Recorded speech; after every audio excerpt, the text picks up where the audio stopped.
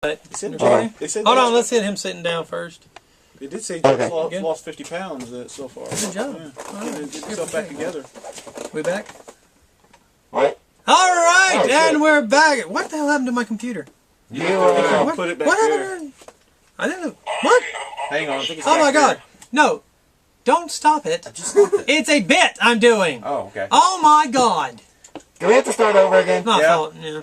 Okay, we'll start over. You killed the Welcome back to Shop Talking. Where the hell is my computer? I ate it. Where the hell is my computer? I ate it. Ah!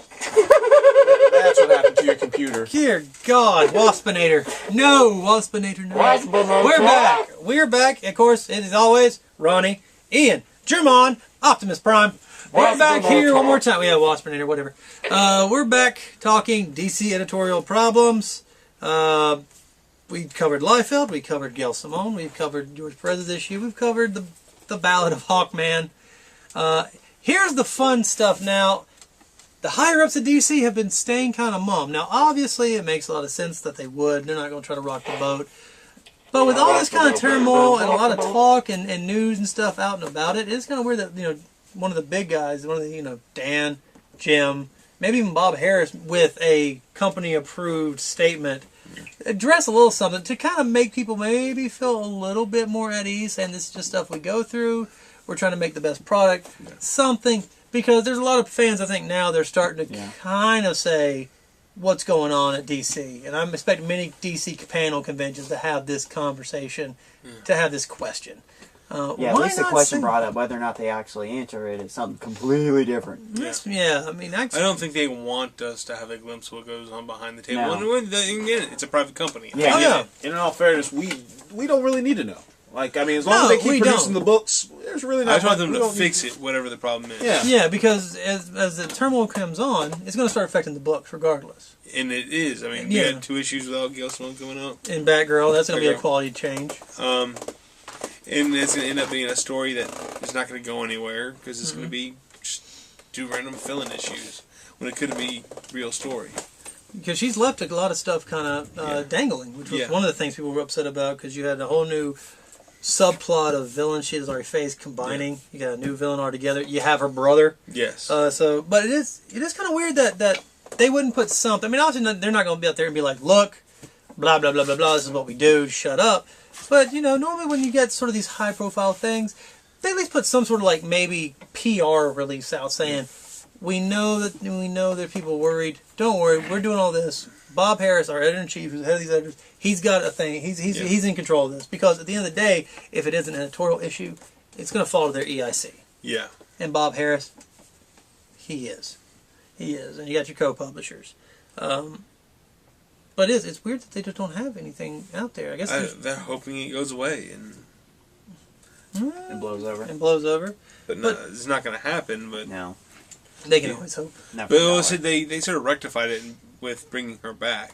So I'm guessing they're hoping that that'll mollify people. Yeah, until the next story arc happens. Of course.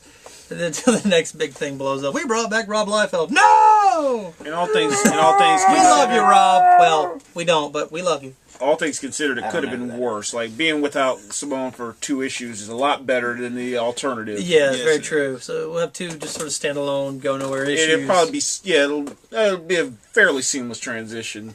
Unless the writer actually works with her to be like, okay, what kind of things you're doing? Yeah. And tries to build something to it. Yeah. Bananas.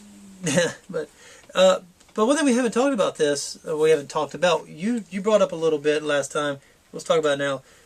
We're assuming editorial team and higher-ups in DC. What if it's Warner Brothers with the whole JLA thing coming up? Yeah. With the Batman trilogy being one of the highest-grossing films of all time, one of the most beloved, critically acclaimed trilogies, with the Man of Steel thing coming. Yeah.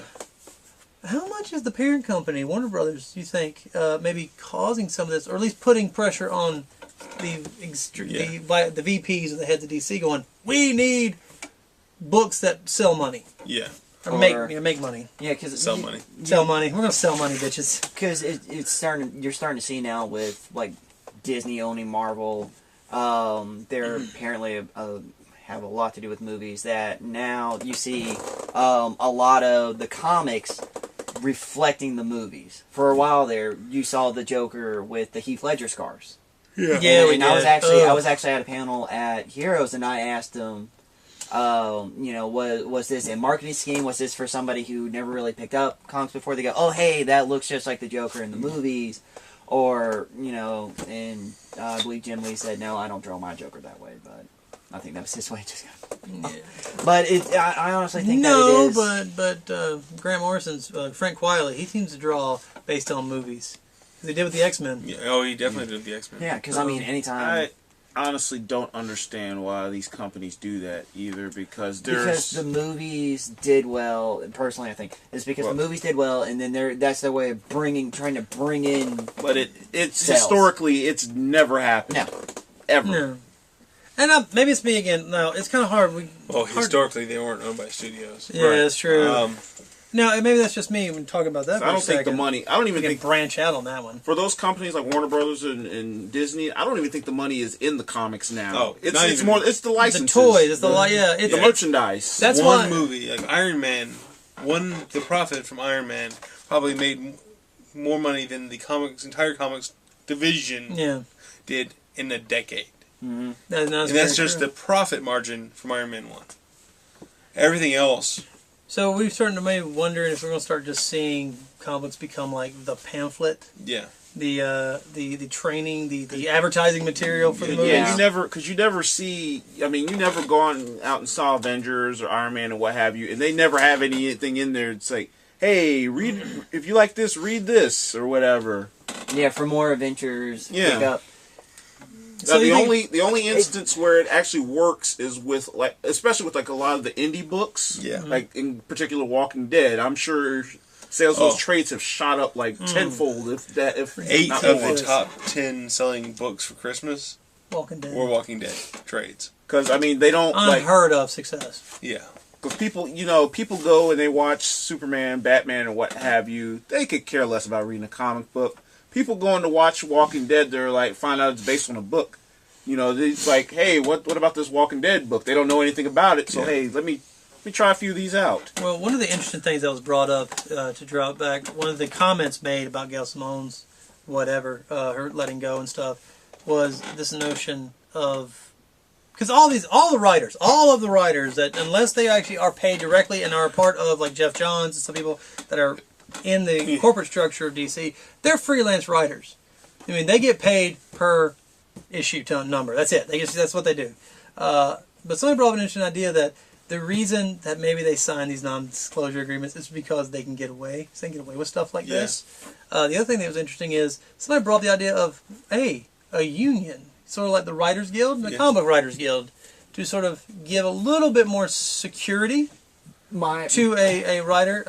Do you think one of the other reasons corporate is not really trying to do anything with this is maybe if they sweep it under the rug, that talk will end as well? Yeah. Maybe. Well, also too, my fear with the union is look what happened to Twinkies. Posters. Well, that happened because of the We union. have Canadian Twinkies coming, and we'll have Canadian Batman, which is what I am. Well, that wasn't necessarily completely the fault of the union. There, that was they didn't help that them. was the company just trying to be greedy as hell, and Which why couldn't they just be greedy for Twinkies? Honestly, why be money? You can't eat money. They're not cream filled.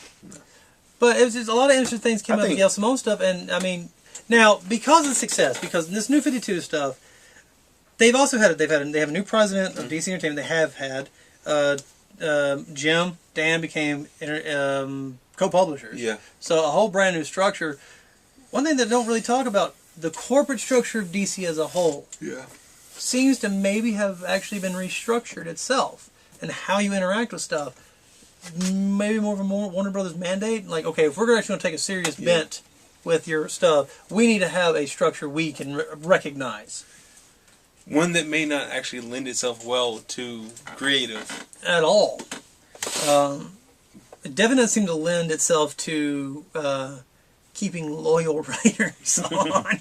I don't know, that union, and like you start talking unions and stuff, that is very scary to corporations. No, it scares especially like a comic company. Could you imagine the union deciding, hey, we don't like the way you're treating us? Well, technically, You it's have the comic code. we're going on strike. Word. It's very hard, I think, for freelancers to do a union because they're not By nature, they're not organized. They're not directly attributed to a lot company. of them aren't even living in the same area. Yeah. Like, I mean, it literally would have to be sort of like in an actors guild or a screenwriters guild sort of situation where it's a bunch of freelancers coming together. Problem is, that's very hard to get off. I know for like 20 years, professional wrestlers had tried many times to no avail because you got the bigger guys, the writers that are making all this money, they don't want to see that go away. No. And so they're not going to be cooperative. Not at all. And I can't say. Well, if they're looking out for their own interest. They are. I mean, it's a lot, and so it's definitely harder to do that. That's kind of in it. At one, I mean, like a strike on their end is dangerous for the industry. Again, as bad as and sales are right now, they already have the owner Disney by owning Marvel and Warner Brothers by owning DC. They already own the characters to make the movies. Yeah, they do. Yeah. They don't need the comic books. I mean, they can shut down those divisions just as easy as they shut down a Hostess and Twinkie the or amount of money whatever, and still make their money. The amount of money they're out is almost nil. Yeah. And you just like bring it in house. It'd be Warner Brothers comic books at that point. Yeah, almost. That's very true. It's all. Yeah, it's they have all the marbles. It's very hard to. It's almost to the point where the comics are just fan service now. Well, Well, I think Marvel's slowly getting all there. Because don't forget, Fox still had movie Daredevil. rights. the Then movie the character rights rights. is different. Yeah, comic rights and movie rights. They're Yeah, two different things. I think it's safe to say that the landscape of the comic book world is changing. Like I said, the DC stuff I think is just the most vocal. We haven't seen anything out of Marvel, but we may. Unfortunately, that's all we have the time for this week. Please join us here next week where we'll be talking about Star Wars franchise and J.J. Abrams coming up. Until then, I am Ronnie. This is Ian. This is Jermon. That was Optimus Victor. Until next time, folks, we'll see you around while we'll be talking the shop. You said I can take my pants off in this NeedlessEssentialsOnline.com here at Shop Talk. Later. We did say that, didn't we? Oh, Yeah. ran out of time. Oh, Darn. Mission Rebel Base. Just No, that goes in the credits. that goes in the credits. Okay. Like where it says filmed on location.